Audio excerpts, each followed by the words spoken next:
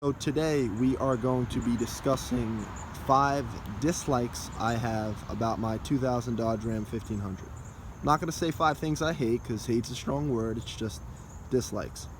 So the first I will say is the gas mileage on this truck. Big thumbs down. I get about 13 miles to the gallon highway.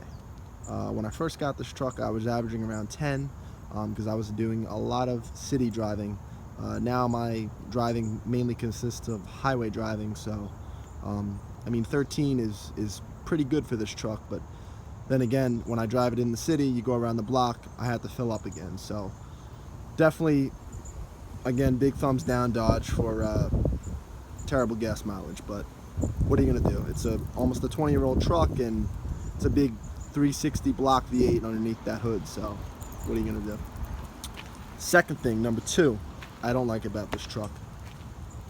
If you guys know about these second gens, you know that these dashboards crack easily.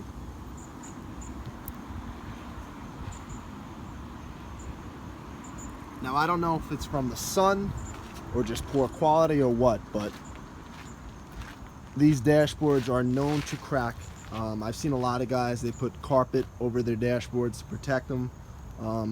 If you guys have any advice you'd like to give me on when I replace my dashboard and how I could keep the new one good, please share. So yeah, that's the second thing. Number 3. All right, so when I first bought this truck back in 2015, the man that I bought it from, nice guy, lived in Kings Park, Long Island. Truck's about 10 minutes from my house, so I went and stopped. I saw it and met him down there. He took me for a test drive. Let alone, truck was warming up for about 10 minutes while we were talking about it. Hop in the truck to get a test drive done, puts it in reverse, truck stalls out. He blamed it on, the truck had been sitting all day, he hadn't started in a while, so that was that. So I said, all right, no big deal. Went along, did the test drive, truck ran great. So then I bought it after that, and about, I want to say a month after, truck started sputtering out in reverse. I'm like, all right, well, maybe it was from not driving it and letting it sit. So I'm like, all right, no big deal. So it would only sputter in reverse. It never sputtered in drive. It would sputter to the point where it would stall out. So like I was saying, I didn't pay any attention to it. It was sputtering in reverse. It always happened in reverse. Actually, I can't say that. It would only happen in reverse when it was cold out. When it was warm out, about 60 degrees or higher, the problem would not occur. So I did some research. I did some forum research on these trucks, and a lot of guys were saying that it could have been the idle air control valve, which I did end up replacing, or what's called the crankshaft position sensor. So I looked it up. A few months went by, problem went away, but it was summertime. Winter came, it started doing the whole thing over again. Started actually now sputtering in drive and shutting off sometimes while I was driving. So this problem continued, and I said, all right, this truck's not safe to drive anymore. Can't just be shutting off while I'm driving. So I ended up doing some more research on what things that it could be. I actually found a video on YouTube on how to change the crankshaft sensor, because I said, all right, let me start with that. I'm thinking it might have been transmission module or something like that, something involving the tranny. So I ended up buying the crankshaft position sensor. I think it was like a $60 part. The idle air control valve I did replace, like I told you. That was about a $30 part. So altogether it was a $90 fix. So after replacing those 2 parts, the truck has been running great. I have not had a problem with it since. Knock on wood. The fourth problem, or pet peeve, dislike, I'll say, that I have with this truck is the rust right at the bottom of the door. I think it's worse on the passenger side. Oh, no, I'm wrong. Driver's side's worse. Now, I've looked this up, and I've heard a lot of people say, my friend actually had this problem because he had a 95 Ram, and I have a friend currently that has a 2001 Ram, and he also has this problem. A lot of them, the forums that I've read, and my friends, they say that it's the way that the weather stripping comes down when it rains. Dodge did a poor design on where it filters down and sits at the bottom of the door here, and it will make your door, the bottom of your door shell, rather I should say, begin to rot out. Now, when I first purchased this truck, there weren't holes like this.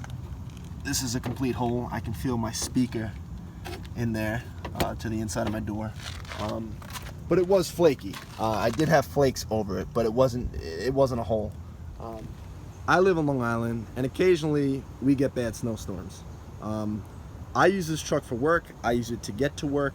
I do plow snow, not with this truck, but I needed to get to work, and regardless of whether it's a big snowstorm or a light dusting, I'm driving this thing through the snow, through the salt, the whole host of things that I just named that contributed to the rust, which, like I said, I eventually have to fix, or else I'll be driving a truck with no doors. So over time, I'm sure it will recede up or start to come back to the end here. This part is still good, but when I first bought it, it did not have this here. It's just been working its way back, and it's been working its way up, so it's definitely a cosmetic issue that I have to address soon. The fifth and final complaint I have of this truck is the transmission. For those of you who have this truck, these second gens rather I should say, you guys know that these trannies like to gear hunt. My fourth drive is my overdrive, so technically this truck's a 3-speed automatic with overdrive. And I will say, first, stays in the RPM band for a good amount of time, depending on how hard I get on it, of course. Second hits, okay. Third hits, right to fourth instantly. So it's not good for the tranny to do that when you're either trying to merge onto a highway, tow a vehicle, or even just regular driving. And I say regular driving because when I'm in fourth gear in this truck, I really don't feel the power. I have to get on a little bit for it to downshift and either go into second or third, depending on how fast I'm going, just to give it a little oomph. When I'm in fourth, I almost feel like it's struggling. Now, I will say, the man that I bought this truck from, he was very meticulous when it came to maintenance on this vehicle. He had all the receipts. He had work done to it from the first year he bought it all the way up to when he sold it to me. And he rebuilt the transmission. That's a rebuilt tranny. At, I believe it was 100,000 miles he rebuilt the tranny. I now have 160 on the truck, so pretty soon, probably, I'm going to say another 20 to 25,000 miles, I'm going to flush the tranny, change the fluid, and look to see what other components I need to change.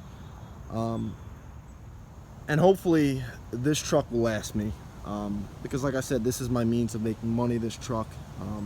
It's my daily driver now. You know, I have the Challenger, but I don't want to keep low miles on that, so I need this thing to run and I need this thing to last. So with that being said, I'm going to wrap it up here and say, for those of you who have watched my video or have been watching my videos and are going to continue to watch the videos that I make, I really, really appreciate it. Like I said, I just want to make good content. I want to be better at it. I'm going to get better at it. I have so much more stuff to do. This is a new channel. I ask that you please like, dislike, comment, and most importantly, subscribe so you can follow me on this journey. Like I said, I'm going to be making a host of videos, reviews, updates, builds, mods, a host of things I have to do. So stay tuned for the next video, guys. Appreciate it.